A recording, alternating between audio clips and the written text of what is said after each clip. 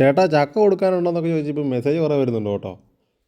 എൻ്റെ പൊന്നെ ഇല്ല, പുറത്ത് കൊടുക്കാൻ പോയിട്ട് വീട്ടിൽ തിന്നാൻ തന്നെ തികയുന്നില്ല. അല്ല നിങ്ങൾ കൂട്ടി നോക്ക്, 20 അടി ഗോവണിയും അതിൻ്റെ മുകളിലൊരു ഫുൾ പൈപ്പും പിടിച്ചിട്ട് എത്താത്തത്, പിന്നെ കമ്പ് വെച്ച് കെട്ടി ചക്ക വലിച്ച് അടിക്കുന്ന ഈ സീനൊന്ന് കണ്ടു നോക്ക്.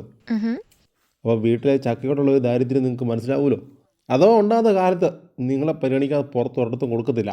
ഗീവ് അവേ ആയിട്ട് ചക്ക നമ്മൾ ചാനൽ വഴി കൊടുക്കുന്നതായിരിക്കും. അങ്ങനെ ഒരു കാലം ഉണ്ടാവുമെന്ന് എനിക്ക് അറിയത്തില്ല, ഉണ്ടായാൽ.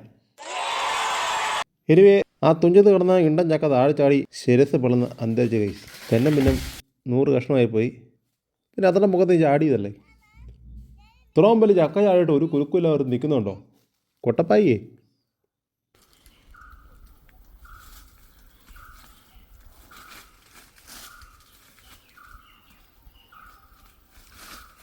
ഈ ശബ്ദങ്ങളൊക്കെ നിങ്ങൾക്ക് ഇഷ്ടമാണോ? എനിക്കിഷ്ടമാണ്.